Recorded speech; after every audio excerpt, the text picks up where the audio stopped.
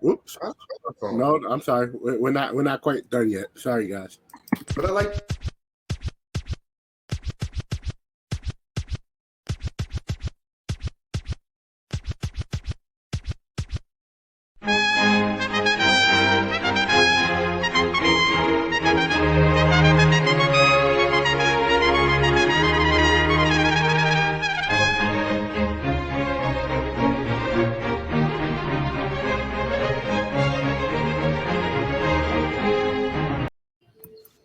Hey, good afternoon, everybody. Welcome to the inaugural episode of Tea Time with the Queen.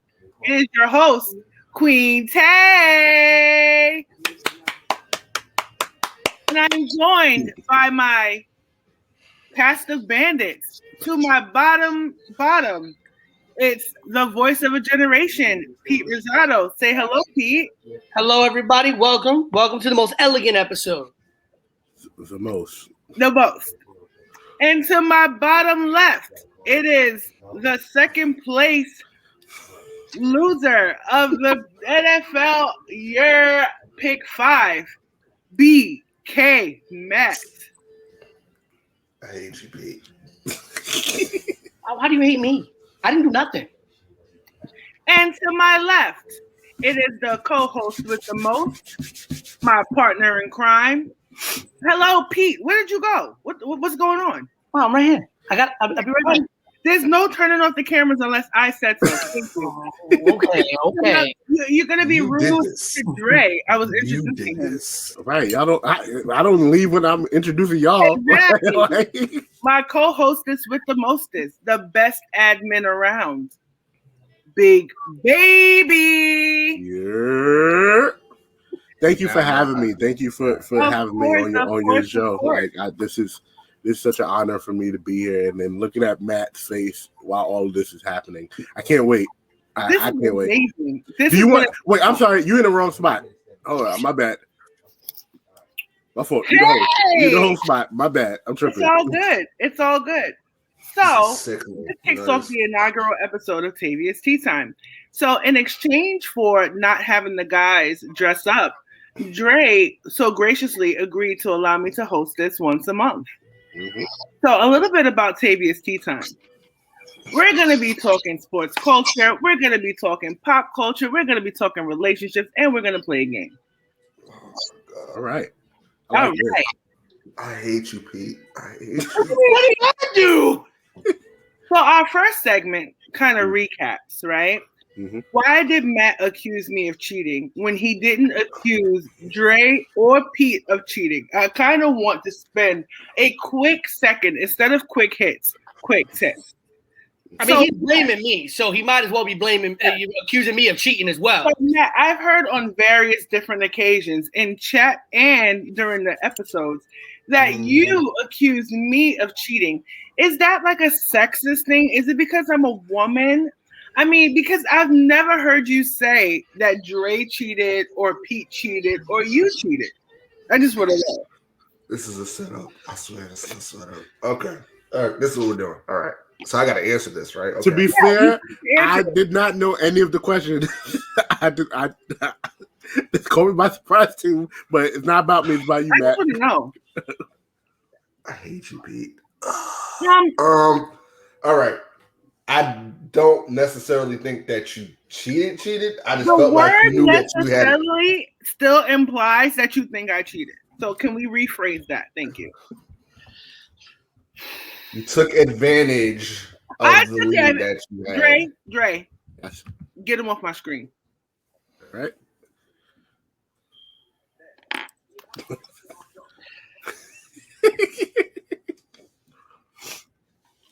Thank you. So today we'll be discussing a couple of nice topics, right? Mm-hmm. So firstly, I want to know from Pete, right? Mm-hmm. Why do you like the Bronx and why are you wrong? Well, first of all, I like the Bronx because I was raised in the Bronx. I was actually born, oddly enough. Get him off my screen. Sorry, Pete. Oh, man. Oh, man. Oh. It's gonna be like this. It's gonna be like this all day. If they say things that I don't want to hear, you just gonna remove them. Yeah. So as we both know, this is the last weekend of Women's History Month, and I feel as if we need to spend a second shouting out all the women on the Job of Tears Network. Absolutely. So first, I'd like to start off with giving a big, huge shout out to the co-host and moderator of the Job of Tears podcast, Janelle from HR. Yes. You are an inspiration. You are one of the hardest working women I know. I am in awe of your strength, and I am so proud to call you one of my sisters. Most definitely. And to Amanda, co-host of Sasson Talk, the love of Big Baby's life. For sure. One of the best. I want to say I was just a guest on their podcast a couple of weeks ago, and it was one of the best experiences I ever had. And I thank Amanda for always being kind, always checking in on me, no matter what's going on. And she's so sweet, so beautiful, so amazing. And she doesn't get the flowers that she always deserves. So I'm giving her the flowers today. You're getting roses, boo. Most definitely. And to Shantice. Matt's favorite, my co-host, my tag team partner in the world-renowned group, Shantae. I haven't met you in person yet, but you run a really dope podcast, and I'm really, really, really honored and humbled to be a part of the network with you. You can bring them back in now. All right. So y'all just gonna glorify Shantice and I gotta sit here and watch it? That's what this is about. Okay. We don't have time for that negativity. This is Women's History Month. But you mentioned Shantice, that is negative. Okay. So I want to ask the guys a quick question since this is Women's History Month, right? Besides Serena Williams, we give Serena Williams her flowers all the time. She's much deserved. We know she's one of the greatest athletes of all time, right? What other female athletes would you say are big inspirations to you? Tom Brady. Get him off my screen. I gave him a Matt.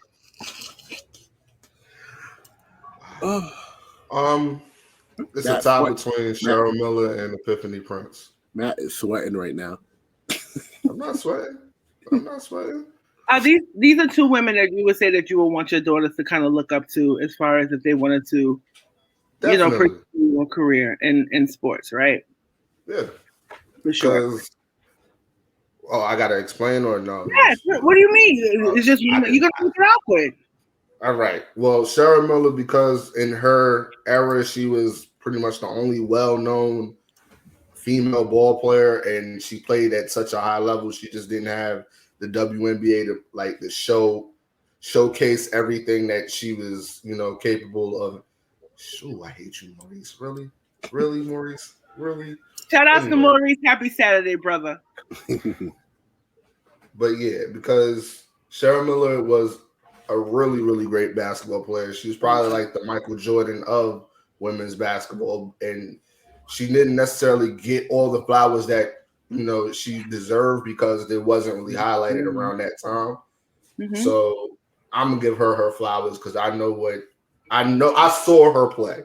I saw her play in the Olympics. I saw all of that. Epiphany Prince, I actually got to see when she was in Bertram. Granted, I was with South Shore and everything, but we spent summers with them, and No Limit. That was the AAU that Coach Anwar was running with Munch and Apache. So I got to be a part of that, and I got to see a lot of these great, women ball players come up and then get to the level that they're at now, like a Tina Charles, who you now see. So it's like I heard somebody laugh somewhere. No, my grandmother was working back there. Sorry. So that wasn't her laughing. That wasn't her laughing. But yeah, to see Piff do all that she did, in that run, like them 4 years that she was in Bertram, like the scoring of 113 points and just like the calmness that she had when she played, it was like watching Kobe in female form. It was amazing to watch it on a day in and day out basis. So yeah, those two. For sure. You can bring Pete back. I hope he behaves himself. All those people who you put in the chat don't count. So please. Yes, they do. You gonna tell me that Monica Wright from Love and Basketball ain't an influential female athlete? That movie is. She risked it all. Okay, for a one-on-one game for love. That she lost. She still got him though. Becky the Icebox. She was more important than her career. Well, technically, that movie is toxic. That movie is toxic. Still like the movie though. Let me tell you something. When I was younger, I loved that movie, and then as I watched it as I got older, I'm like, this is low key, high key toxic. But go ahead, Pete. Mm-hmm. We want to talk about Gabrielle Union's head cheerleader, Becky Icebox O'Shea, Jess Bomber. He's not taking it seriously today. From Bend It Like Beckham. No, I mean, and I'm not gonna mention the first one. Oh, Julie the Cat Gaffney from the Mighty Ducks. A mockery of Women's History Month. Well, no, I would like to say though. Here's what's interesting though about Women's History Month. We're talking about women's athletes. I would say that there have been some better depictions of strong female athletes sometimes in media in terms of movies than there have been actually covered by sports media. We speak about the Serena Williams, we speak about Epiphany Prince, we speak about the women of the WNBA. But what's very interesting is like sports media always wants to cherry pick who they cover as a top female athlete when there's a lot of great female athletes that never get the roses they should get, but you see characters like Julie Gaffney in Mighty Ducks 2, Monica Wright in Love and Basketball, Becky O'Shea in Little Giants, and Jess Bomber and Bend It Like Beckham, who were like the major strong female athletic characters. Even let's go far as talking about there was actually a television show on Fox. I think it was called Pitch. That was a good show. That was a good show. It was a real good show. First ever female Major League Baseball pitcher, and that show got canceled because apparently it did not have enough eyes watching it. Why? Because people don't think females can do it, but yet we see it all the time. These depictions of great female athletes. When we talk about female athletes that really do inspire me, I actually want to get a little bit off the athletic track of on the court kind of stuff. And somebody that always inspired me was Pat Summitt.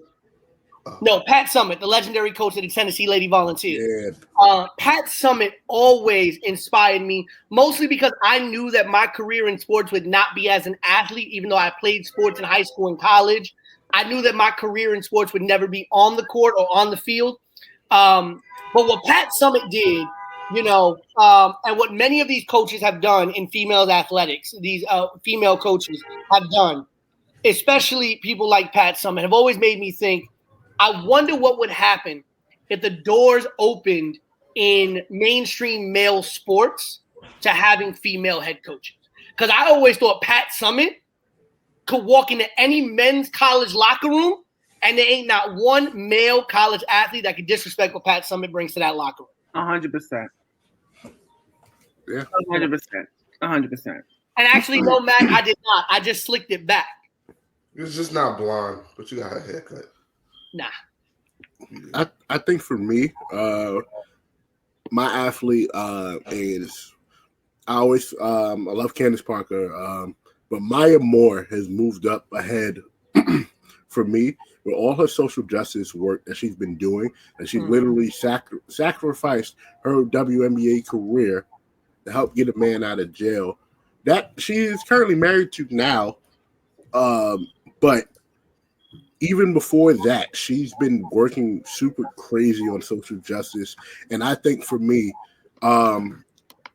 if I'm blessed enough to have a daughter, I want my daughter to know that, yes, you can be an athlete, but being a basic human being first is more important than being an athlete. Sure.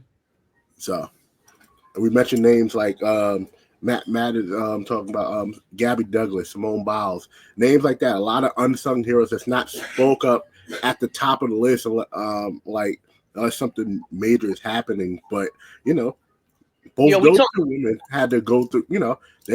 Had to go through racial bias even in the current generation because they're black gymnasts. You talk about someone like Lolo Jones, right, who was making it big in track and field. I was lucky and blessed enough to go to high school with Natasha Hastings, who's been at the Olympics. And I remember when she was a track star in high school, and to see somebody come out of, it's always rare because we always hear the stories of like those athletes that come up and make it big, but to actually have, inhabited the same space as that person, actually say like, I went to school with an actual Olympian, is really freaking awesome. And we're not talking about somebody who lived in the suburbs, who had access to all this private stuff and private training, and stuff like that. And of course we do that, right? These are women who don't get their flowers because we weren't really giving them the coverage that they deserve at that time, And I even want to talk, because you talked about Gabby Douglas, Simone Biles. I want to talk about like Laurie Hernandez, who does an incredible job, or Caitlin Ohashi, who everybody was, putting her videos all over social media last year and the year before that, and YouTube. And for those who don't know who Caitlin Ohashi is, she was the young athlete who was doing a lot of her gymnastics floor routines to Michael Jackson music and things like that.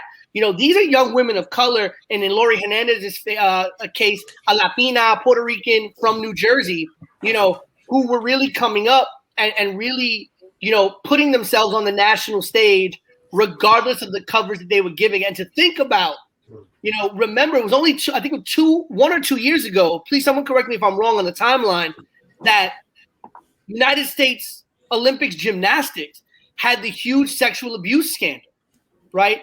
Almost 2 years ago. And to think what a lot of these young female athletes have to go through and have had to go through just for the idea of living out their dream. The atrocities that these young female gymnastics athletes had to go through, right? Just to be told by men who were running things, you're good enough or you can do it. And you can only imagine. And I wish it's not, I hope it's not true. You can only imagine what has possibly happened in other sports with male gatekeepers to female athletics.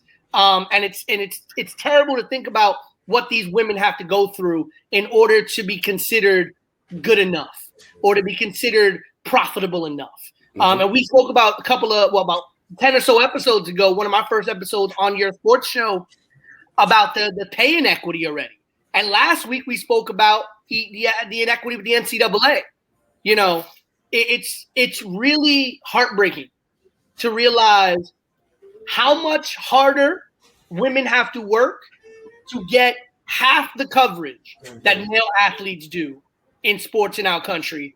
And yet we want these women to still perform at such a level where we can hold them on this pedestal as we do with male athletes, yet they have to do double, triple, sometimes 4 times the work to even get recognized. Absolutely. That was amazing, guys. And like Matt was asking, you have women like FloJo, you have women like Jackie Joyner Kersee, you have women who are completely unsung. And I feel as if not only just women of color, just look at what Megan Rapinoe is doing on the larger scale. Fighting for that equality, fighting for that space. And I feel like I am in total alignment with what Pete is saying, that, women have to work twice as hard to get half as much.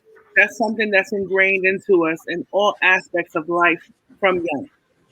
As a mother to a daughter, and as I know that Matt has 2 beautiful little girls too, what I'm saying? It's a shame that we have to ingrain that type of mentality into our children still at this generation. But let's get to the fun stuff. Right. Thank you, guys. Let's get to the fun stuff. The first thing I don't want to spend too much time on this, but let's talk about the Grammys, right? A couple of weeks ago, the Grammys happened, and Cardi and Megan performed their smash hit, WAP, right? To much backlash, I guess because they were scissoring on stage or whatever the case may have you, right? Almost. I want to know from you guys, right? What do you think about that? And in response, Cardi said, you can't keep expecting celebrities to raise your children. I'm going to jump on this one first. Because remember, we had an after the year on this once upon a time. And I think it was me. Was it me, you, and Matt? Who did it? It was me, you, her, and Will, I think. Yes, and Will. Her? Huh? Me, you, her. Who's her? Oh, hold on. Let me get ready. Me, you, Tavia, and me, Dre, Tavia, and Will. Yes. So we had it after the year, and we discussed this, and it goes back to what I said a while ago with the Charles Barkley thing. Celebrities shouldn't be raising your kids. As a parent, you have a choice to turn on and turn off the TV. You can control what your child watches on TV in the immediate setting in front of you or on their phones and everything like that. So, as an artist, why should they have to censor themselves for your kids? If the Grammys isn't censoring them, obviously it's not anything going on that's crazy. Like, the Grammys is the biggest award show ever. I don't watch it. So. Like, wow. How come I only watch some of the performances now. I only watch that performance. I'm not gonna lie to you. But again, Cardi B is right. Stop having celebrities raise your children. Not everybody is a role model. I support everybody from New York. Cardi is a role model. Cardi is a role model to her own child and her own child and her own child only. Like she's responsible for that. She's not responsible for nobody else's kids. So for people to be jumping on her, oh, it's such tasteless. Don't watch. You don't got to cancel the lady. She's making money off the song, and it's not like, it's not, the song's not hurting anybody. The song's not hurting anybody. It's not causing riots. Nobody's burning buildings down. Nobody's storming capitals over a song. Like, relax. Pete, awesome. No, you guys are not going. We're gonna cut to the next segment. What? I got something for it. You're gonna actually like my response, believe it or not. Okay. All right. So I know I'm gonna get slack for this, and it is what it is. But like Tavia's mentioned, I have 2 little girls, right? And I don't necessarily filter everything that they listen to, but I know there's a certain thing called clean edit. And I know that they're very innocent. So they'll listen when they listen to certain music, they're listening to it because the beat's hot and there's a hook that they can catch on that keeps getting played so it get into their brain. Now, when I grew up, I know everybody from New York is familiar with 98.7 Kiss FM.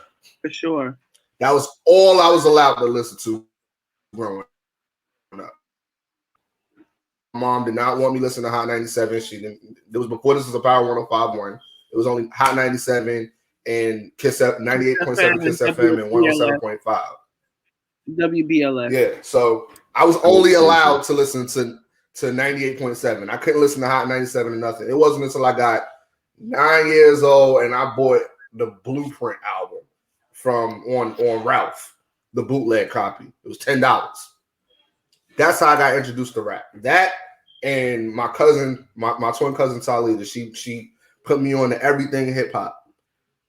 The forbidden fruit is always juicier when you can't listen to it. You know what I'm saying? So it is what it is. We're far away from the past of looking at these certain celebrities as role models. Because I grew up on like Uncle Phil and Bill Cosby, and look at what they did with Bill Cosby.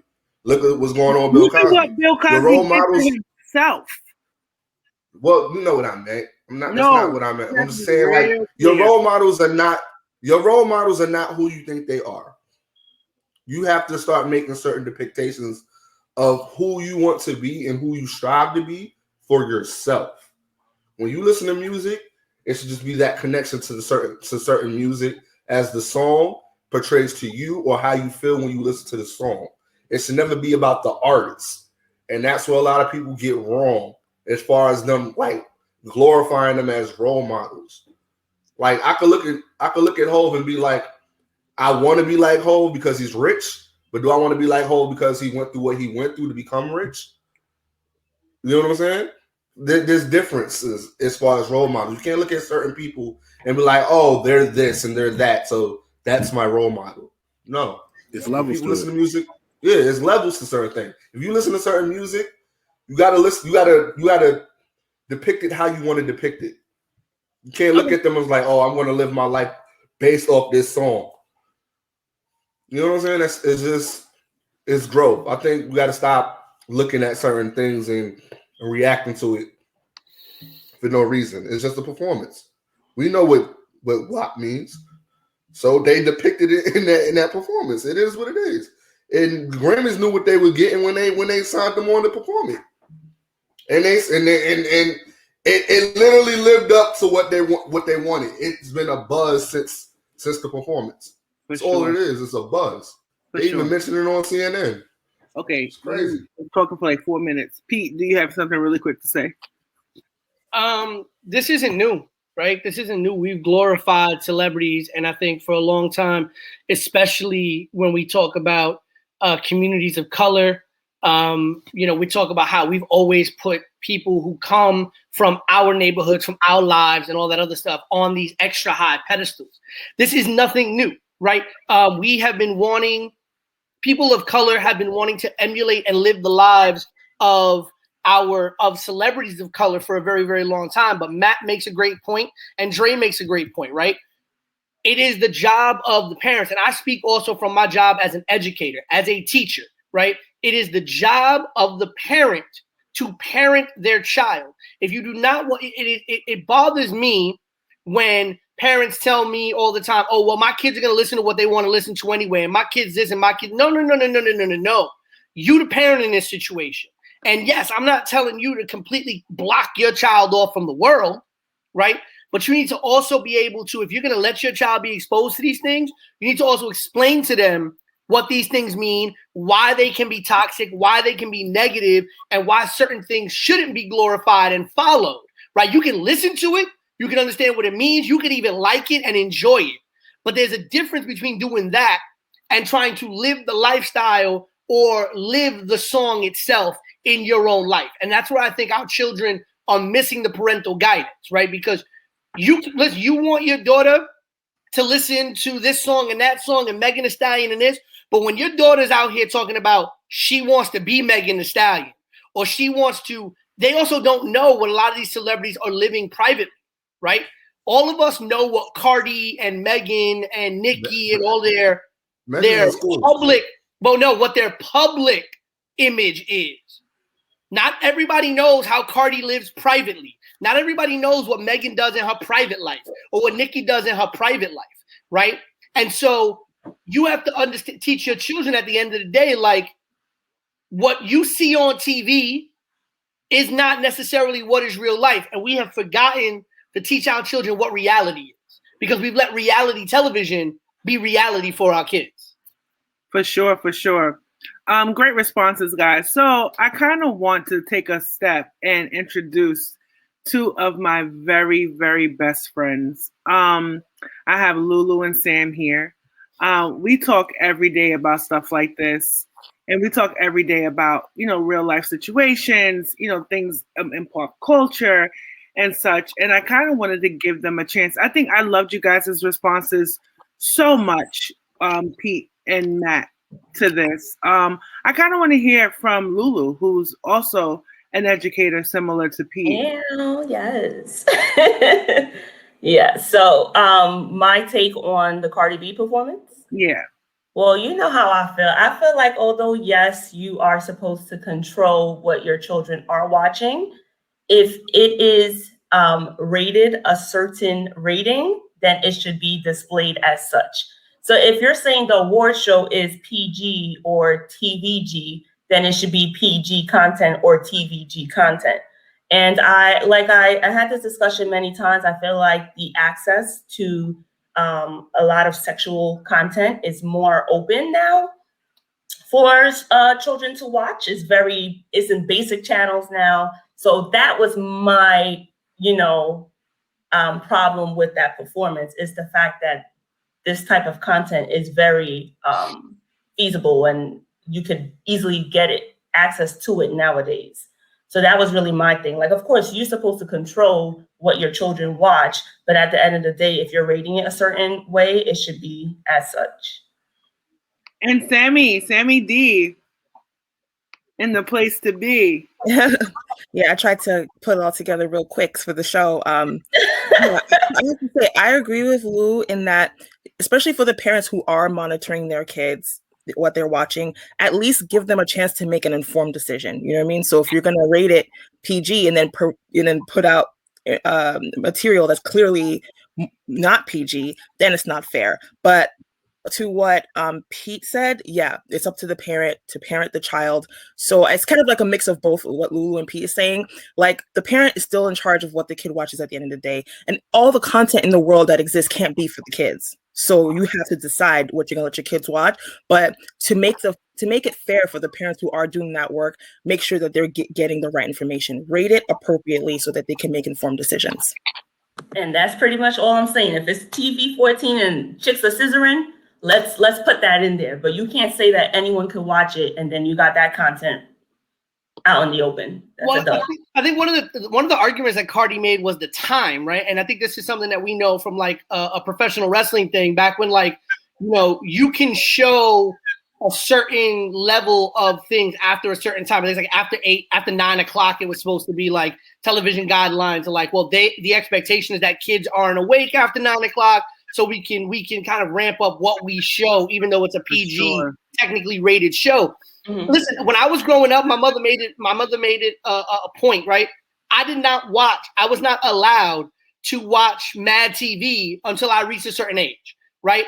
I was not allowed to watch certain things until I reached a certain level of maturity to understand it. And I think the biggest issue is something that I believe it was Sam that said it about the access to this, right? When we were growing up, we were the kids that always asked, well, what does that mean? And what is that? And why is this? Because we didn't understand it. Oh, sorry. Yeah, thank you, Lulu. It was you. I apologize. You know, we didn't have the access to the knowledge necessarily, right? Nowadays, because of the internet, because of social media, because of the access that the generations have nowadays, they'll watch something and know more about it than we did if we were to watch it back when we were growing up. And that can be dangerous as well. And, you know, Eminem kind of like talked about this when he dropped The Real Slim Shady. And he says, you expect your kids not to know what this is. They got the Discovery Channel, right? This and this and that. And it's even to a higher magnitude now. You know, the kids know a lot more. And so it is up to, you know, this is also, though, I will say, a function of America, right? Where we do not educate our children on certain things because we feel like children need to be held back from learning certain things, right? You look at, especially sexualized content, because you look at foreign, you know, you talk about foreign nations, you talk about other nations, right? People always bring up the whole idea of like, well, Amsterdam, everything about sexualized this and this and this. Yeah, but guess what? They also have one of the lowest teen pregnancy rates in the world. They have some of the lowest, STD rates in the world. Why? Because children are educated. Young adults, teenagers are educated about these things, and it's not demonized. It's not demonized when it's taught to kids. So I'm not saying that you got to go out and teach your kids all about everything at the age of 12 and 13, but if you allow your kids to understand what it is they're looking at and how to interpret it without letting them interpret it in their own brain that's not meant to interpret it yet, maybe, just maybe, better decisions can be made by those kids. Let me tell you something. All right, I see, and I get what everybody's saying. You know what I'm saying? And I do feel like it's a mix. You know what I'm saying? Like, it's up to the parent to control what the kids see. Right? It's up to the TV networks to appropriately rate their programming, right? But let's get to it as far as from a woman of color perspective, right? Young Black women, young women of color are hypersexualized at a very young age. You know what I'm saying? They're looked at, they're not allowed to be that innocent child at 10, 11, 12 as they develop into maturity. So they're already facing this scrutiny about their bodies, because we develop a lot faster than white women. You get what I'm saying? That's just a proven fact. So while I feel as if Pete, I agree that we should not demonize, you know what I'm saying, different aspects of sexuality as far as TV and different things. I want my child to know the facts, not the fantasy. You get what I'm saying? There's a difference of knowing the facts and knowing what Cardi and Megan put out there was a form of art, was their form of art, was a form of, Cardi's made a career of being, the fantasy. You get what I'm saying? And while I do agree that what she says, you can't allow celebrities to raise your children. You know what I'm saying? We are living in a different era now that you don't have to, like, I remember growing up, like, you couldn't really get access to an explicit version of a song unless you bought the album.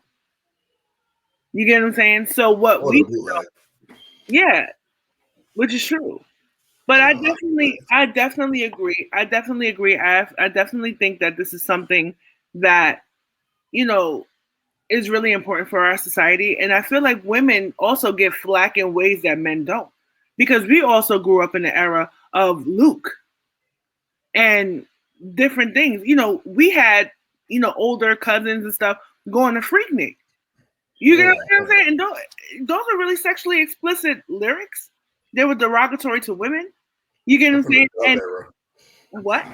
I'm from the dubbing era, Right. You go to parties. You go to party and men are putting to, you know what I'm saying? Like, it's different. It's a different era. It's a different era. Tell you should have saw my face when I heard the Whisper song for the first time. The explicit version. It was like, wait, do you see my? Oh, I'm like, all right. And that's the thing. Think about the album. Yeah. When we grew up, in the 90s. When we grew up in the 90s and even the early 2000s, there were a lot of songs, especially in hip hop and R&B, that were hella explicit. But there was, that's the funny thing. I remember there were times where I would be in the car or I'd be at a party and I'd hear a song that was hella explicit, and my mother would be like, you ain't, you ain't singing that. You ain't doing this. There was that level of, like, you can listen to it, but we don't want you to understand what that means just yet, right? There were even times when you would, hey, go to your room. You can't watch this. You can't this. I used to laugh at my parents when they did it, but certain times you'd be watching a movie, your parents would cover your eyes and cover your ears. Certain things are happening, right? But there was that level of, we don't want you exposed to this yet, right? There was a level of control you could have then. Nowadays, you can't have that control, right? Because the access is there, right? It's everywhere for our kids nowadays. But what we need to do now is educate them, as I think everybody has said this to some degree. Educate them as like what Tay said. What's the fantasy? What's the reality? What is this? Because again, we want to, our kids want to glamorize Megan, but how many of our kids are actually talking about the fact that Megan out there getting a college degree? Yeah. Megan is out there starting her own business and doing the things that she wants. Everybody want to talk about the knees, and everybody want to talk about the dances, and everybody want to talk about this, but I don't see not one news outlet, not one media outlet covering the fact that Megan is out there pushing forward for her degrees, pushing forward as a businesswoman, and pushing forward as somebody who's trying to further the legacy of her family, when she has talked about the loss of her mother and her grandmother and things like that, right? But the same can be said about Cardi, and look at what she's doing for women in general and politics. It's only the shade room, honestly. Yeah. Because people glamorize Cardi, yes, but they also glamorize the stripper life. Okay, let's be real honest. Okay, it ain't as glamorous as media wants you to think it is. Not every stripper is gonna live the Cardi life after stripping, right? And I have actually met students that I teach in high school, okay, I'm glad I have the middle schoolers, but I do have relationship with high schoolers in my building and in other buildings that I've been in, that a lot of them seem to think, oh, I'm just going to go do that, and then I'm going to go make it big. Or I'm going to go do that, and then I'm going to end up on reality TV, and I'm going to do this. And they want to live that Basketball Wives life. They want to live that Real Housewives life. They want to live the Bad Girls lives. But either A, they don't understand that those decisions don't always lead to those. That is the 0.1% outcome. Or they don't realize that a lot of that is fake. And a lot of that is put on for television. Facts. Right? And that's the whole issue is our children think that is something they can aspire to when that is not an aspiration that you can actually reach 99.9% of the time. 100%. And then when like what Sam brought up a really good point in the chat that Cardi is a rarity, but look at what she's using her platform to do, right? Mm-hmm. During the election season, you get what I'm saying? She was out there pushing for electoral college reform. You know what I'm saying? Getting Gen Z to the polls. A big reason why the 2016 election went the way that it did is because the Gen Z population felt no connection to the candidates that were running. So when you have a celebrity who's I think she's Gen Z, well, late millennial, early Gen Z, you know what I'm saying? She appeals to that demographic, explaining things about electoral college and politics in a way that people would understand. You get what I'm saying? Some people just can't hear past the noise, which kind of sucks in certain capacities. You get what I'm saying? That's not generally, I don't really listen to those, like, I can't say that I am a big Cardi music fan. I don't listen to all her music and stuff, but as a whole, I appreciate what she does with her platform. I appreciate the struggle that Megan went through to get to what she did, to get to what she's doing. But Pete, I definitely get what you're saying. You know what I'm saying? Like, not every rapper is going to be a platinum selling rapper.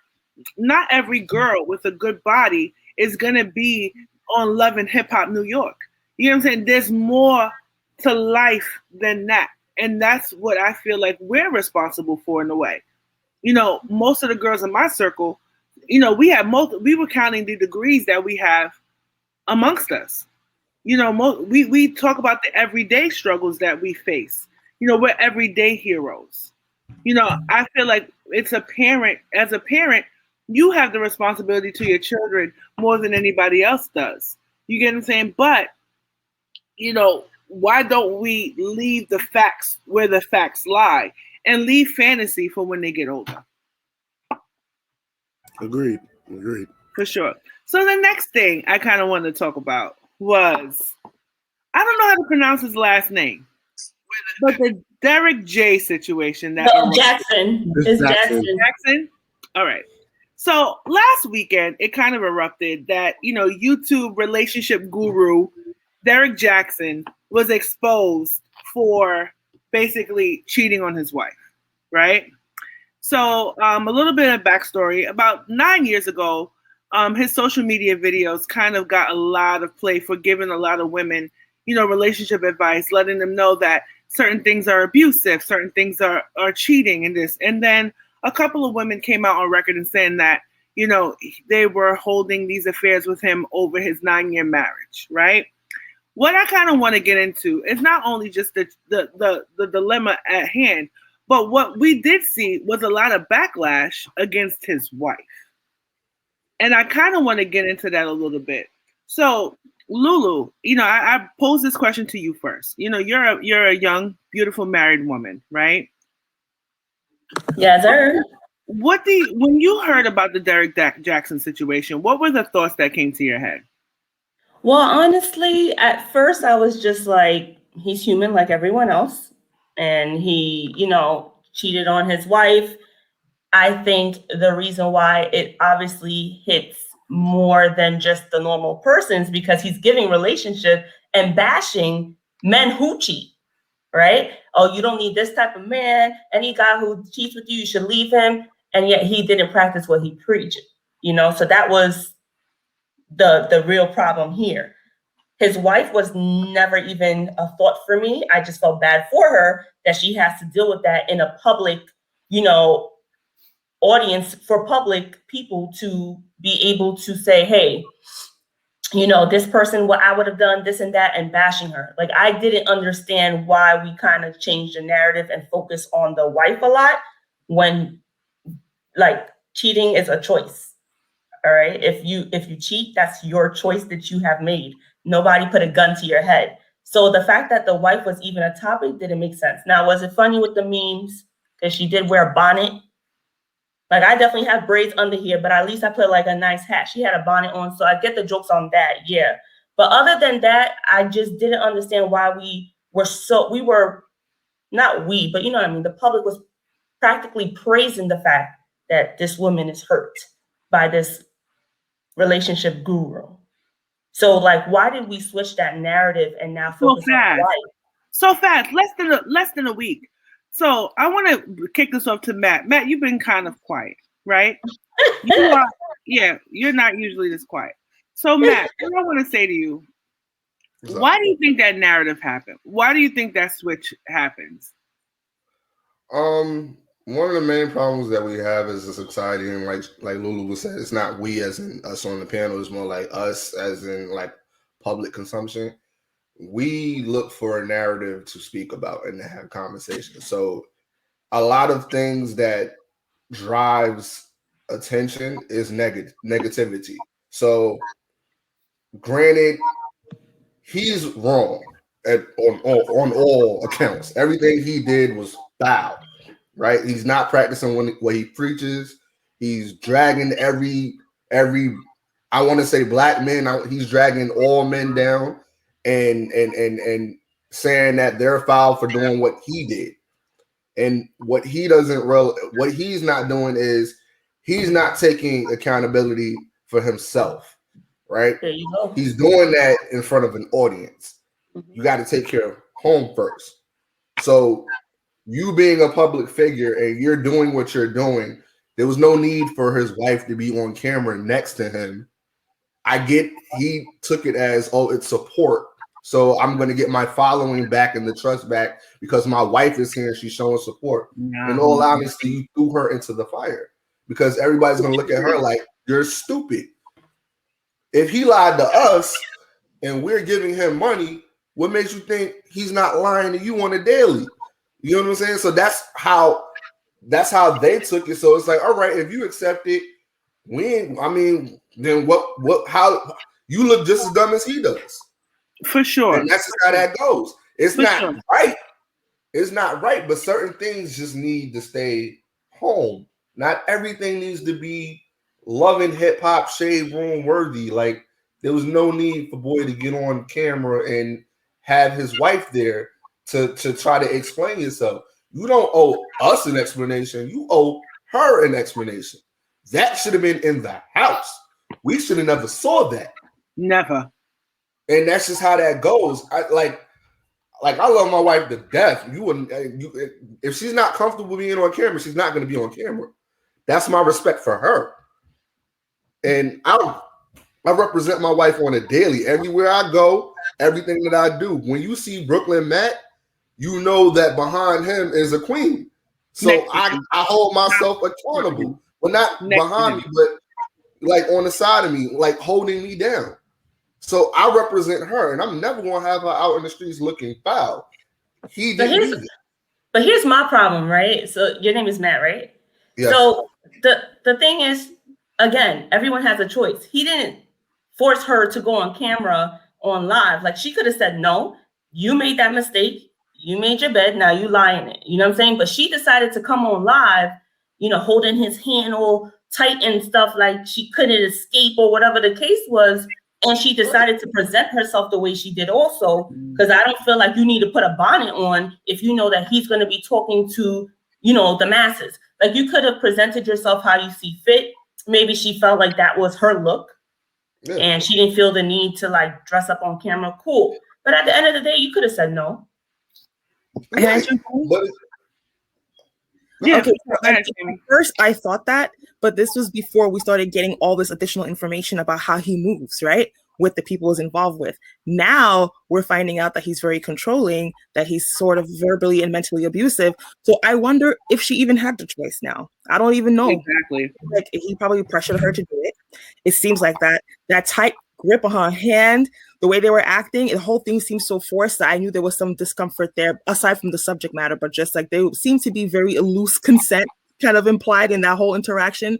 I don't know so much anymore. Not saying he did that, but I'm saying that it's not looking like it's in his favor about whether or not that was the case, actually, just because of what has been shared with us from his multiple mistresses between the time it first came out to now. And then the current one, who I heard that he may be actually, fathering her child or some crazy thing like that. It's like additional information that keeps coming out, which means that he lied even in the apology.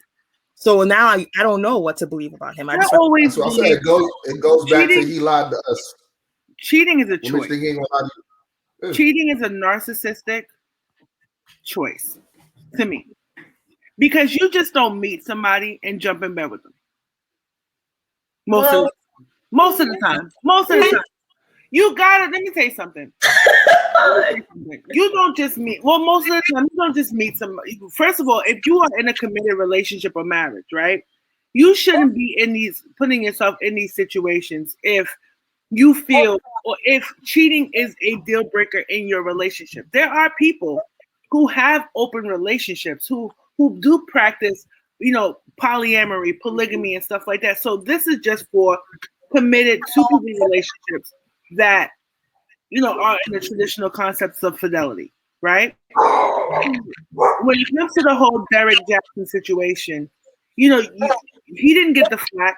People were like, well, look at his wife. Look at how she looks. You get what I'm saying? And I feel like cheating has nothing to do with looks, because he saw her when he married her. He saw her looks and decided to spend the rest of his life with her. Beyonce got cheated on. You get what I'm saying? So it looks a construct. You get what I'm saying? So I feel as if when you hear situations when a man or a person cheats, they either always blame the other person, or they blame the person who was cheated on. You get what I'm saying? And when we should be rallying, I mean, not for somebody who we don't know, but I know that with my girls, if one of my friends came to me and said, Tavia, my man cheated on me and this and the third, my first aspect is, hey, leave. Because it's a disrespect to your relationship, unless, like, you have some type of counseling. It's never going to me, especially when it comes to marriage, it's never going to work. So, Pete, I want to get your point of view, because even though I know that, once you're all booed up, you don't answer DMs or nothing like that. So he just disappearing. Don't even know you no more.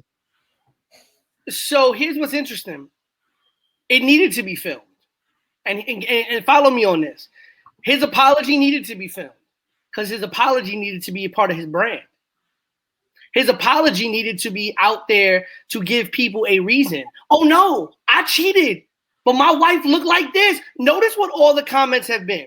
Everybody been putting pictures of his wife up, saying, oh, look at the way she looked. She dressed up in pantsuits. She dressing like this. He dressing like that. Right? Don't nobody want no girl looking like that. Don't nobody want your wife looking like this, coming in looking like this chick from this show and whatever. I forget all the comments that are out there, right? But let's be real honest. He put her on camera looking like that so that other men could look at that and be like, oh, I get why he cheated. You know what? I ain't even mad. His wife looked like that. I'd have cheated too, right? That was all constructed. And this is, as Tay said, it's a narcissistic move. He needed that apology to be part of his brand. Okay, because think about this. It wasn't just an apology and I'm gonna move on with my life. It was an apology, and then he did a video where he was reacting to his own apology video. Like, what kind of sick, twisted thing is that, right? And you know what? The only hate I got for the wife is you need to leave his behind. That's the only hate I got for you. If you stay with him, come on, you got to make better decisions than that. That is the only negative thought I have about that woman. You need to make better decisions than staying with this man, right? Other than that, I got no hate towards his wife, nothing negative to say towards his wife. He stepped out. he did what he needed. He did what he did. Not what he needed to do, but he did what he needed to do for his brand. Because guess what? In a couple of months, he going to come back up giving relationship advice again. And don't be surprised if his first video coming out is how to repair your relationship after infidelity. Yes. How to repair the relationship. Yes. Yes. And the unfortunate thing about it is why I glorified this dude to the point he's at this is the level toxicity. Yeah, but you know, because at the end of the day, at the end of the day, people glorified this dude because he was talking something different at the time. You get what I'm saying? He was talking about having men take accountability for destroying relationships, which is something traditionally you don't really hear from another man. You normally would hear it from your homegirls, but you wouldn't hear it from another dude saying, hey, you know, if your man doesn't treat you the right way, you know what I'm saying? Value yourself, love yourself, have that self-love to leave a situation or to repair a situation that no longer suits you. You get what I'm saying? Like, that's why. That sounds like think like a man, act like a woman. That's no, because no. It was different. It wasn't an attack mode like how Steve Harvey's was more of attack or critical. His was just more kind of like pulling you in, not calling you out. Yeah, but he called out the dudes though. Yeah, he called out. Steve Harvey's book was very chauvinistic in a way too. And I think that was part of the allure. That was part of the allure. You had a black man talking about men need to be more communicative, need to be more open, need to be more emotional, need to be more compassionate. And these are things that, let's be honest, in the Black and Latino communities, we are told not to do as men. Right? We are told that's not how you want to be. And even the media makes it seem like that's not what women want. The media makes it seem like the women all want the gangster type and the street boy type. And I want the hard dude. I want the dude that if a dude looks at me wrong, even for 1 second, is going to drop hands on somebody. That's what the media makes you want to believe. But women, especially if you're going to have, let's be real honest. Okay. I'm going to go with what Tay said in the very beginning. Okay. There are some dudes out there, and there are some women out there who will meet somebody off the rip, and there's a certain allure to them that will end you up in their bed in some way, some form. But those are not the men that you get into relationships with. The men you get into relationships with are the men you can communicate with, the men that you feel an emotional connection to, the men that make you feel a mental connection to them, right? And those are the things that the media doesn't necessarily put forward as this is what the man needs to have. And that's what he was pushing. And so women loved him because they were like, yes, finally, a black man speaking about the things that I actually want. Things in his, but the funny thing about it was he knew exactly how to brand himself because he makes himself out to be the sympathetic figure and then turns around and is doing the same dirt. But guess what? Because I bet you any amount of money, there are a lot of women out there, especially women of color, who are probably watching that whole video and saying, you know what? It was one mistake. Everybody has a moment of weakness. Let's not judge him on one mistake because he's already sucked them all into this persona that he's created for himself. And this goes back to what we spoke about in the last topic. Okay, there is a difference between what people put up on social media, what people present through the media, and who they are in real life. Mm-hmm. And all of that is branding. All of that is perception. People have to put up a certain front on IG. People have to put up a certain front on all these things. And 95% of the time, that is not who they are privately.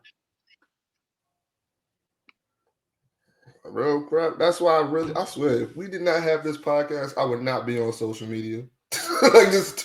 There's way too much trying to.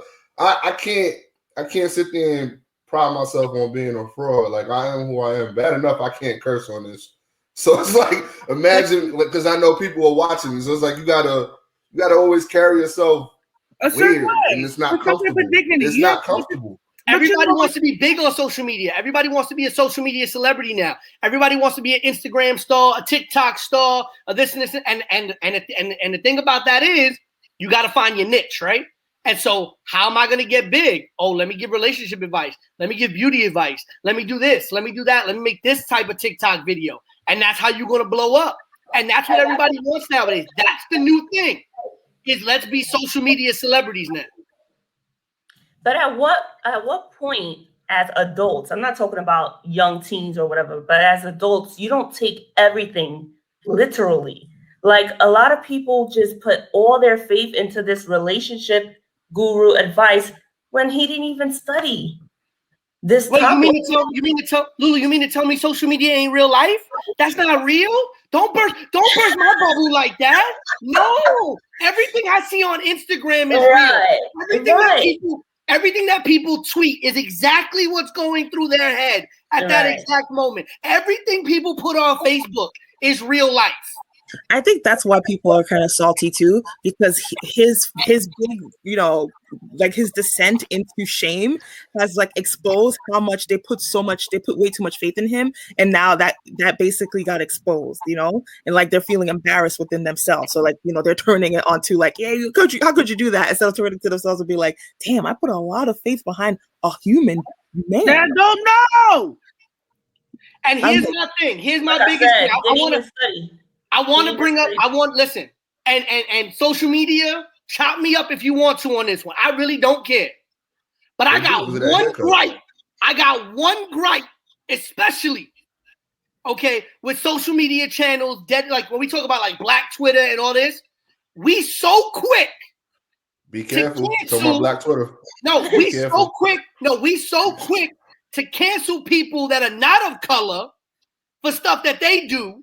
But we won't cancel our own people of color for stuff that they do with the same quickness. And we need to, as Tavia always says, we need to keep the same energy. So the same quickness in which we would cancel people who are not part of our community for stuff that they do sideways, we need to have the same quickness to cancel people who are within our communities for doing sideways things.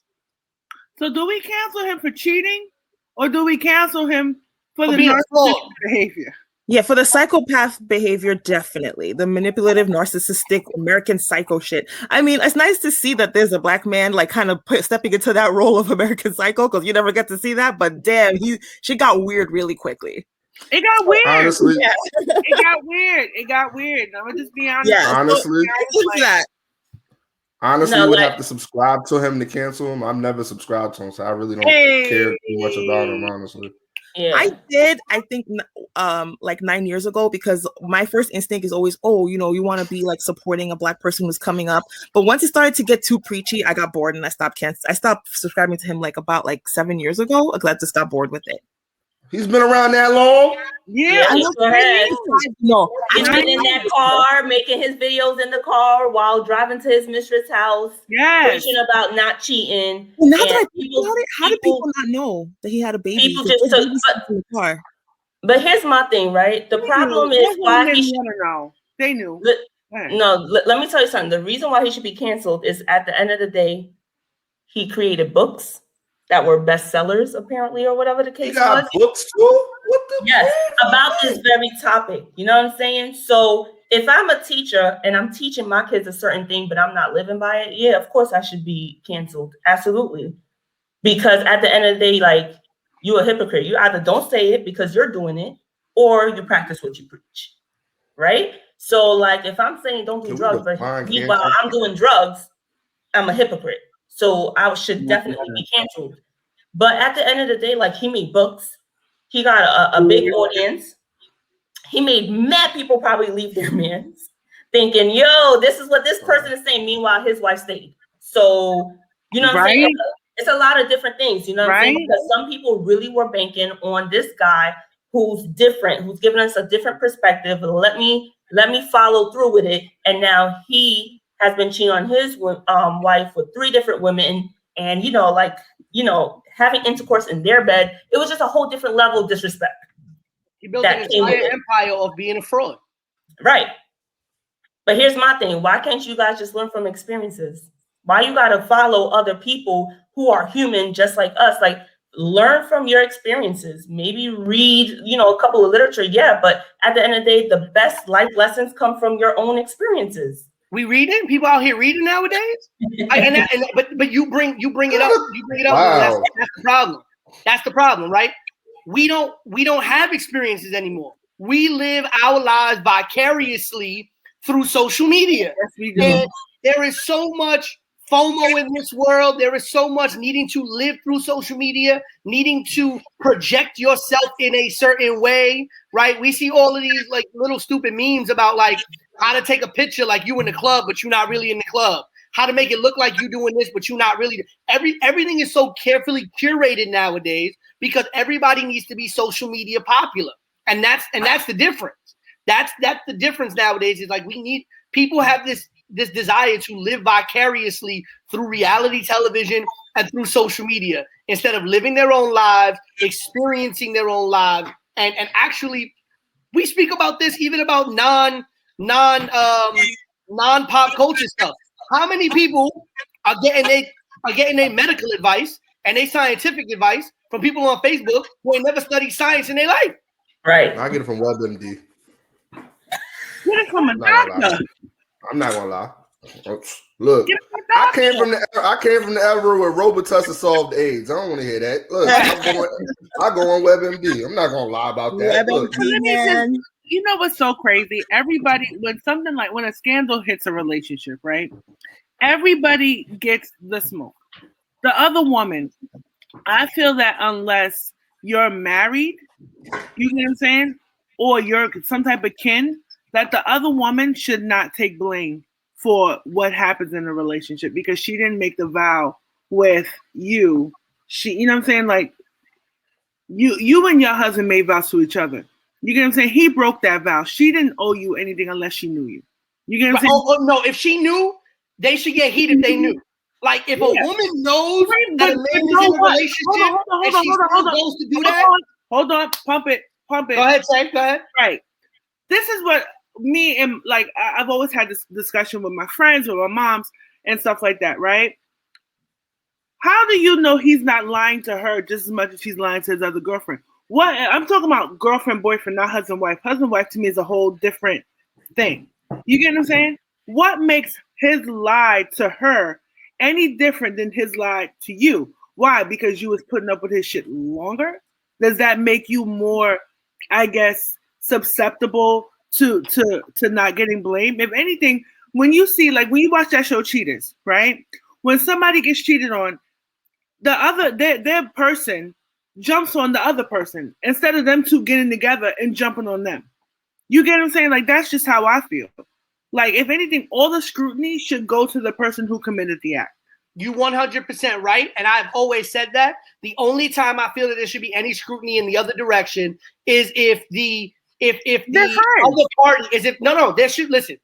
The man or the woman who is doing the cheating should always get the smoke. Always. What I'm saying though is if the offending party on the other side of it was completely knowledgeable of the fact that this man or this woman was in a relationship and still pursued the fact of cheating with that person, then they should get smoke as well. In every other case, they should get a Newport Light, not a Newport 100. Oh no, you're right. I'm not saying that. People be lying in the streets.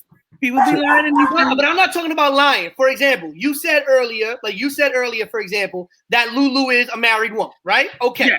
So now let's say I, as a man, am 100% completely knowledgeable about the fact that Lulu is a married woman. And if I actively pursue Lulu to put her in a position to get her to cheat on her significant other, I deserve smoke as well, just as much. Can I jump in real quick? You can't knock on it. Let me tell you something. Nobody gonna keep knocking on the door that don't get answered. 100%. So you could be all foul trying to step to Lulu, right? But the onus is on Lulu. She made her vows. Correct. You can knock on her door. You can knock on her door as much as you want. If she don't open it, there ain't nobody. If she don't open it, the onus ain't on her. Correct. But if Pete is pursuing me, he's still in the wrong as well because now he's knowledgeable that I am married and he's still pursuing me over and over again, and then proceeds to have sexual relations with me. So yeah, I don't think obviously he's on the same level as me because I'm the married person, but he still should get some. He should get smoke. Sure. You right. For sure, because if she knew he was married. All right? And some of his side pieces he talked like to for years. And she knew, because everyone knew in social media that he was a married man. So that's a choice that she made. I disagree. Yeah. Here's why I disagree. Regardless, and Tay just said it, right? The person who cheated has a choice. If you got the ring on your finger and you know you married, even if the person's pursuing you or not, you got the choice to block the person. Even if that person knows and you told them and they're still going after you, that's still on you to block them. I'm not giving smoke to the person pursuing the married person. I'm not giving any smoke to that person because it takes two to tango. So if you and that other person are vibing with each other and you know that you're married and he knows that you're married, the fault is not on the person that's like, there should be zero smoke on the person that knows everything. It should be 100% smoke on the person who's doing the act of cheating. Because you know better. You absolutely know better. If you are the person getting into it, if you're in a relationship, you know not to cheat. That's basic relationship 101. You know not to cheat. The basic tenet of the relationship. Can I jump in? Right? Yeah, of course. Jump in. Okay, so I do think that the person who is the married party who is expressing, who's cheating, obviously is the person with the most responsibility. I personally don't think that the offending party, like the other third party person, once they're made aware, should be treated like they're, that they have no responsibility. Because once the person has told you, I am married, and they're not in an open relationship, and you're still pursuing that anyway with that knowledge, now you have malicious intent. That's why I'm saying that you have to be held responsible. Now you're acting with malicious intent towards the person that they're cheating on. So why would I not have smoke for somebody who's malicious towards me? That's just not smoke for everybody. Yeah, so that's why I think they should be, held responsible at least for being malicious. Well, it's malicious. It's malicious to engage with that person who already knows that you're in it. So that's why but I do agree what you're saying. Me personally, again, if I'm going after somebody who's married, right? Yes, I do agree. Yes, it's out of malice and intent, but I'm not thinking about your husband or your wife or anything like that. I'm not, and you're clearly not thinking about them either if you're engaging with me. Like, so that's why I said, like, I'm not taking any smoke. It's wrong, but I'm not taking any smoke because you got to deal with that at the end of the day. And I feel like it's different for people who take vows and people who, like, I feel like, I'm in a committed relationship and stuff like that. Like, I would not want to put somebody I'm with through that type. If I love somebody, I'm not going to hurt them in a way that I know that they'll be hurt. You get what I'm saying? Like, the emotional aspect of the cheating, the physical, I think the emotional aspect is just as bad as the physical aspect. Because it's like, do what you want, but you told them that, my feet stink. It's like, people just don't cheat. Like, they go in. They'll be like, they'll tell all your business, they'll tell all your family business and this kind of third. And I feel like what Sam is saying now, everybody's responsible for their own actions and reactions. You know what I'm saying? Like, we're all adults. In whatever situation it goes. Derek Jackson too. You know what I'm saying? Like, but like what everybody's saying, like, he's made money, bought his house, paid for his mistress gifts off of hypocritical advice. And that's why he should be canceled. Absolutely. You get what I'm saying? But I want to thank my very, very best friends for joining today. This was very good. I hope that, more to come. I love you guys very, very much. Thank you for coming on and supporting me. With that being said, Matt, thank you for your time. This ends your time on Tavia's Tea Time. Goodbye. You can kick him out now. All right, ladies. I'll talk to you in the chat. Bye. Bye. All right. Now we have a couple little sports things to talk about before we wrap, right? Not really. Nope. No. Quick, Pete. You don't got quick hits? I get Pete, run through quick hits. Run through quick hits. Give me a second while you look through your notes. I'm gonna look through mine. But yeah, definitely, quick hits, real quick. All right. Okay.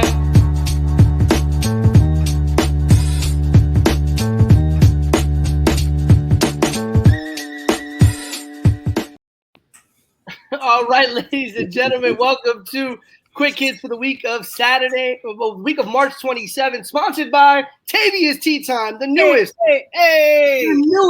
show as part of the Jabba Network and the Yerrr Sports Show Network. Yerrr Sports Show Network. The Yerrr Sports Show Network, brought to you by. Yes.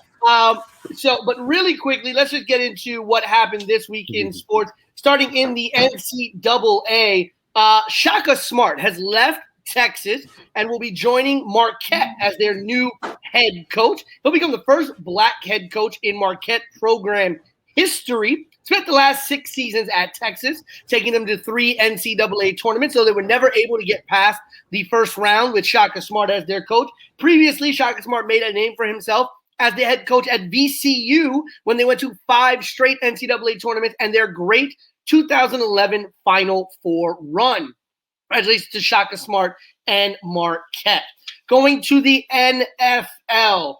The Ravens have ended their wide receiver search as they have signed Sammy Watkins to a 1-year deal. Sammy Watkins leaving the Bills and going to the Baltimore Ravens. So now Lamar Jackson has a quality wide receiver to throw to outside of Andrews, the tight end. So maybe this can be a lead to a better offensive system for Baltimore. But the big news out of the NFL this week was the monster trade made yesterday. The first trade that we heard about was between San Francisco and Miami. San Francisco traded up to the number 3 pick in the NFL draft. They traded away their number 12 pick, a 2022 first-round pick, a 2023 first-round pick, and a 2022 third-round pick to the Miami Dolphins to move up to number 3, meaning that the draft order is now Jacksonville Jaguars number 1, New York Jets number 2, and the San Francisco 49ers at number 3.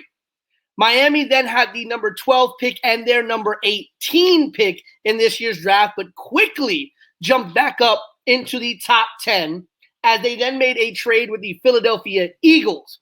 They traded the number 12 pick this year that they received from San Francisco, the 123rd pick this year, and a first-round pick from 2022 to Philadelphia for the number 6 pick this year and number 156 this year. So Miami now has the number 6 and 18 pick in this year's first round. San Francisco now with the number 3 pick. So I guess the question goes here, does this mean that Jimmy Garoppolo's time in San Francisco is over? Absolutely. It's I think time. So. The swan song is there. It's time.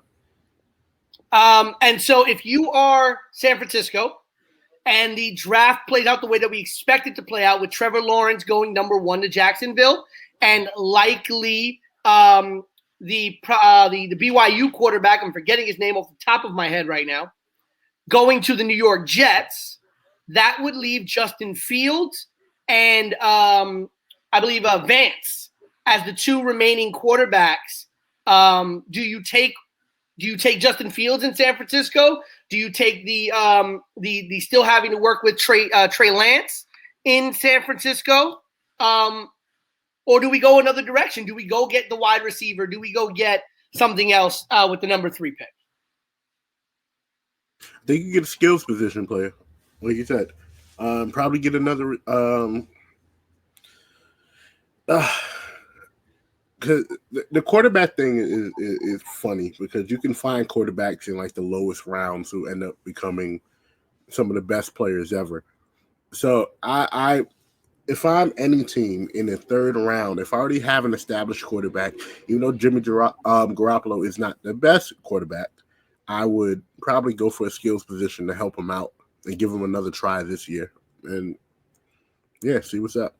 top 5 quarterbacks this year, as we said, Trevor Lawrence, Justin Fields, Zach Wilson. That was the BYU quarterback. There we go. Trey Lance out of North Dakota State, and then Mac Jones out of Alabama. So you're expecting Lawrence to go 1, possibly Wilson to go 2, as he's seemingly overtaken Justin Fields as the number 2 quarterback to the Jets, if the Jets go quarterback. And then San Francisco, could they go Justin Fields, Trey Lance, Mac Jones? But there are a lot of teams that need quarterbacks. You know, and so does this upend everything now with Miami at the number 6 pick? You know, they could throw everybody into a little bit of disarray. I believe we have the Falcons pick number 4. They need a quarterback. Cincinnati's not going to pick up a quarterback because they have their quarterback. Miami probably not getting a quarterback since they have Tua Tagovailoa.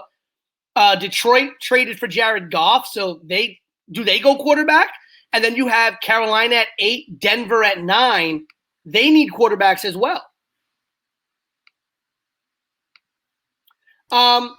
Moving to the NBA and the biggest story of this week, the NBA trade deadline happened this week, and we saw a lot of big moves. Let's first go to the 2 buyouts that happened as a result of the NBA trade deadline. As the Cleveland Cavaliers have finally reached a buyout agreement with center Andre Drummond, and the San Antonio Spurs have reached a buyout agreement with LaMarcus Aldridge.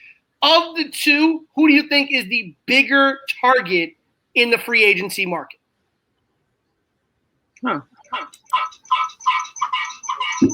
Drummond or Aldridge? I'm sorry, I had to mute my mic just in case there was a weird echo. That was me. Okay, so I'll take Drummond, to be honest with you. I believe that the buyouts made a lot of sense for the time being. What I did want to say was that I don't see some of these buyout moves making a big difference for some of these teams, but it's just interesting to see the type of moves some of these teams are making at this point in the season, right? You know, we've talked about it so many times that we don't really respect the moves. I don't want to say respect, but we don't really like the moves that like teams like the Nets are making. You know what I'm saying? Like uploading and front loading. So it's just interesting to see what type of competition that they might have. For me, I'm in the same boat. The trades are good for these teams, but none of these teams, probably the only team I think that legitimately, the only 2 teams that I think legitimately got help during the trade deadline are the Clippers, we're getting Rondo, and the Bulls, we're getting Vucevic, and being able to keep Lauri Markkanen. Now, it's not like the Bulls are world beaters, but they're a team that can probably upset a team in the playoffs. But here's what's interesting, right? Oh, I'm sorry, and I forgot Miami. They got Victor. Right, that was going to be my next question. Miami seems to be the top destination for LaMarcus Aldridge. Do you think that LaMarcus Aldridge takes Miami to another level? If LaMarcus Aldridge is able to spread the floor out for them, yeah, it's consistently. Consistency is what I was gonna say, but yeah, if he's able to be consistent, and they're able to work around him, because Miami shoots a high volume of threes, but they're not a bad low post team. So LA gives them a different look.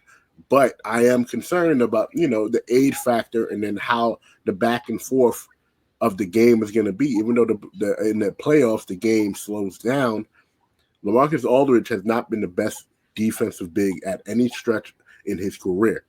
So when you're going against a team like Philly, you're going against a team like the Bucks, you're going against a team like Brooklyn, you're going against a team like even the Knicks, where they're gonna pound the inside of the paint.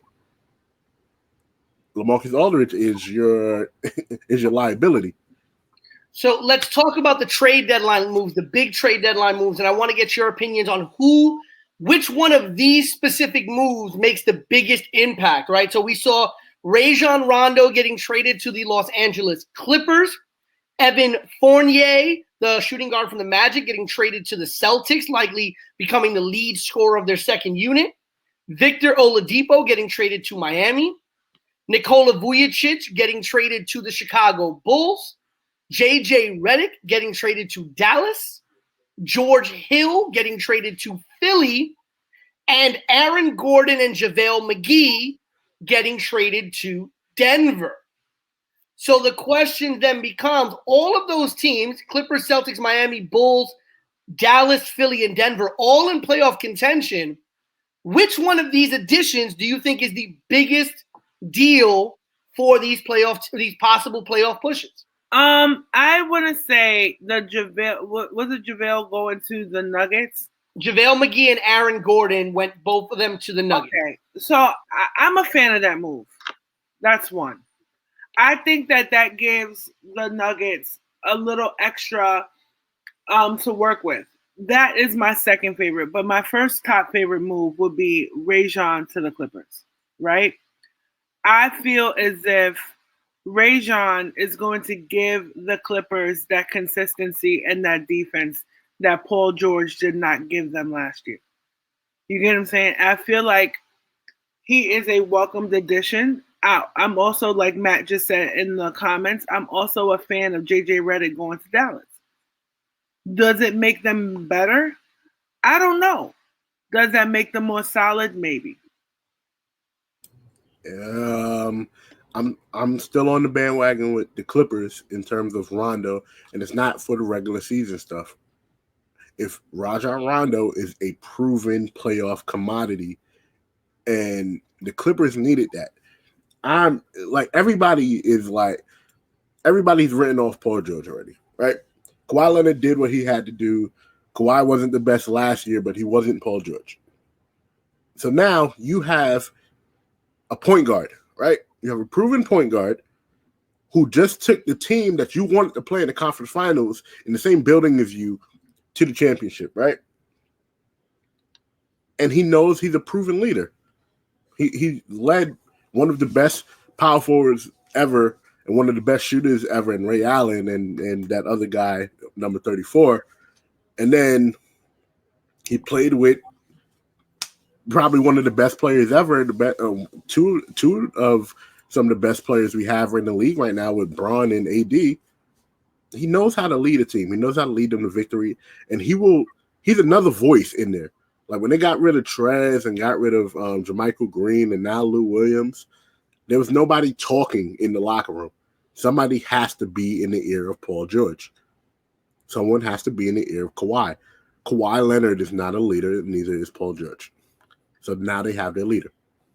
Neither of you spoke, and I really want to speak on Victor Oladipo to Miami, right? Mm-hmm. You now have Victor Oladipo joining Jimmy Butler and Bam Adebayo, right? Giving them three proven scorers, giving them three 20-point, 25-point a game guys. You can take some of the scoring pressure off of Jimmy Butler, which I feel was one of the things that really hampered Miami last year in the finals. Everything had to run through Jimmy Butler, and Bam was already hurt and still kind of recovering when they got to the finals. And so was Dragic too. Right. And so you now you don't put so much on the shoulders of Tyler Hero and Dragic and all of those secondary players who still need to play their roles. And I think the reason why a lot of people aren't paying attention to Miami, besides the fact that they've not had as good of a season this year as they did in the bubble last year, right?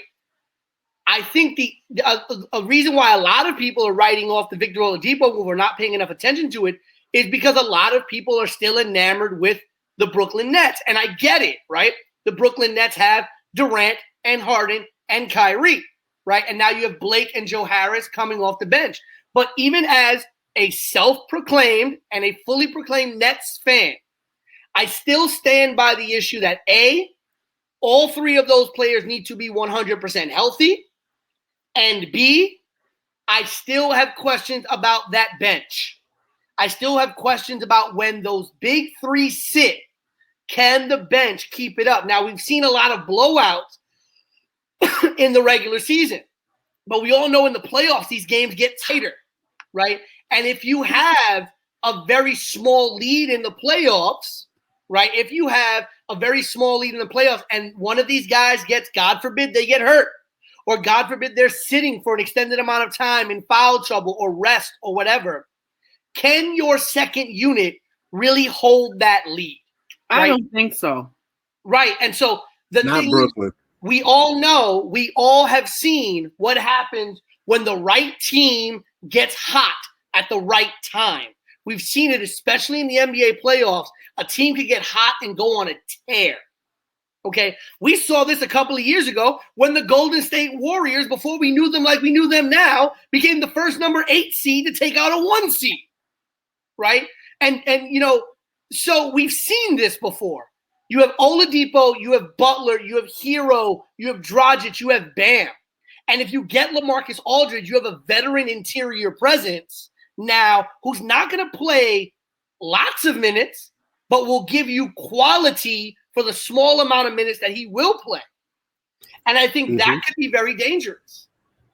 Yeah, I agree with you. Like at the beginning of the season, I still was looking at Miami to be a team to get back, regardless of what was going on in Brooklyn. But it's like you said, Matt is saying it too. You gotta get hot consistently to beat the Nets. But Miami has to. Miami and Philly, and I will say the Clippers. They have Miami, Philly, and the Clippers have the teams to beat Brooklyn. Yeah, I think, listen, Miami right now is the number 8 seed. They're on a 6-game losing streak. They haven't had the greatest year, right? But I think that this move, I don't think they stay in the 8th seed, right? You got the injuries Celtics and COVID. Right. The Celtics, the Hawks, the Knicks, and the Hornets are in front of them. You know, I think the Heat on paper are a better team than the Hawks, the Knicks, and even the Hornets. I think the Celtics are much better than a 7-seeded team, okay? And we've seen that the Bucks can be wildly inconsistent, right? You got Philly and you got the Nets up top, right? And so could we see the Heat sneak into the playoffs and go to an Eastern Conference Finals or go to a really good Eastern Conference semifinal team, right? And really writing the Heat off last year too. And here's another thing. One thing that a lot of people don't give credit to in the playoffs is give me a team that could run a team ragged in a round, right? There is nothing like having that advantage when your opponent has to play a 7-game series and you don't, right? And so if Brooklyn gets stuck in a series where they got to go 6, 7 games and the team that they're playing only had to go 5 games, that's going to be different, right? A lot of people don't give credit to that. Now, I do want to bring up one last thing before we go. I found it surprising that the Jazz did not make any moves. The Suns did not make any moves. The Lakers did not make any moves. We saw the Mavs make a move. We saw the Nuggets make a move. We saw the Clippers make a move. That is the 3rd seed, the 5th seed, and the 7th seed right now in the West. Okay, 2 out of 3 of those teams don't need to make it. They need to make moves. Right. You don't try to reinvent the wheel if you're Utah or Phoenix. So you're saying the Lakers needed to make a move and didn't? Yes, the Lakers needed to make a move and they didn't. And the Kyle Lowry thing we were talking about amongst each other. To me personally, I'm not trading for Kyle Lowry because Kyle Lowry is a rental, is a rental piece. If I have to trade off my future for Kyle Lowry, who's 35 years old, they weren't trying to give up anything. Like I wouldn't. Do you think the Lakers have to make the full court press to get Andre Drummond? Yes, to stop him from going to a Brooklyn, to stop him to even going to a Miami, like to stop him from going to the Bucks, stop him from going anywhere else that's not LA. Like you have to. They have an open roster spot.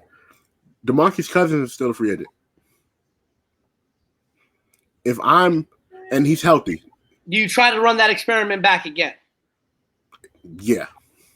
Yeah, and that's the thing. I mean, Drummond's now a free agent. Everybody was talking about Drummond going to the Nets earlier. I think if the Nets get – here's the thing. I'm going to be really honest.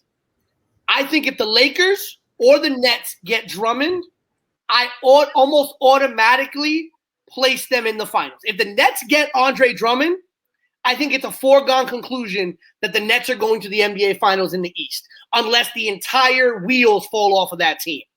If the Lakers get Andre Drummond, okay, I already think the Lakers are going to be dangerous because I think the Lakers are smart enough to start resting LeBron and AD for the playoffs. But if you get an Andre Drummond to be insurance for Anthony Davis in the playoffs, I think the Lakers are at the very least making the Western Conference Finals, if not the NBA Finals, because the only team in the West that I can see beating a full-strength Laker team is the Jazz. For sure. Because LeBron is smart. LeBron knows it ain't about the regular season. Okay? I think this high ankle sprain is the best thing that could have happened to LeBron because it means he's going to get time off. And that boy's going to get healthy. And there is nothing more dangerous than a 100% healthy LeBron James in the playoffs. Playoff LeBron is the real thing. Okay. But, and Anthony Davis, all of this rest that he's had is going to make him even more dangerous if he is completely healthy for the playoffs. I don't know. I don't know. Anthony Davis, he rests too much. Like, he's injured every year, bro. Like, but here's my question though, Dre. If you're the coach of the other team playing the Lakers and you have a 100% healthy LeBron coming back, where's your defense going to go? Your defense is going to go on LeBron, which is going to make it easier for Anthony Davis. LeBron James is not going to be 100% though on a high ankle sprain. No, at his advanced age, as good as you take care of your body, doesn't matter. If I'm the Lakers right now, no. If I'm the Lakers right now, I'm shutting LeBron James down until the playoffs. Because guess what? They're going to make the playoffs. And I would rather have LeBron James 100% healthy going into the playoffs than have him come back and play some meaningless end of the season, regular season games. Gotcha. I would shut LeBron James down right now. Do not come back into the playoffs start. I get you. I don't think. Do you think that if they shut him down, they're going to fall out of the playoffs? Maybe they drop to like the 5 or 6 seed, but I don't think the Mavericks are overtaking them. The Spurs are definitely not overtaking them, and I don't care how good the Grizzlies, the Warriors, or anybody else tries to get, they're not going to overtake them. So even if they fall between 4 and 7, they're still in the playoffs. Okay, and right now, if they end at the 4 seed, they're playing the Nuggets in the first round, and I don't want to play the Nuggets in the first round. I don't. You don't want to play. You don't want to play the Jazz either in the first round, and that's where they're heading. If they're almost 500 in this little time between LeBron not being there, and again, we talk about this all the time. The West Coast is the best coast, bro. Like, you know what's an interesting parallel? The top seed in the East is like the 5th seed in the West, bro. So, you know what's an interesting parallel, really quickly, to bring this up? The Lakers have not been good in LA. The Lakers are only 15-10 at home. They're 14-7 on the road. But guess what? The Clippers are 15-6 in the Staples Center and 15-10 on the road. Right. So it's it's odd though. The Clippers are great in LA, crappy on the road. The Lakers are great on the road, but they've been crappy in LA. I think here's the thing. You have right now, if the playoffs started right now, Jazz would play San Antonio, Phoenix would play Dallas, the Clippers would play Portland, and the Lakers would play the Nuggets. And I don't like a Lakers-Nuggets first-round matchup because that is ripe for an upset. I would rather play I would rather let go drop a little bit. I'd rather play the Clippers if I were the Lakers. A 100% healthy Lakers team, I'd rather play the Clippers in the first round. I got you. Queen, this was fun. Yes, it was. I also want to say that there was a story trending that this is the last year that the Packers were going to commit to Aaron Rodgers, and I wanted Matt on here for that, but there's always next time. Thank you for joining the inaugural episode of Tavia's Tea Time. I hope it was a splendid afternoon, guys. So, for the voice of a generation, Pete Rosado, for Big Baby, this is your girl, the Queen, signing off.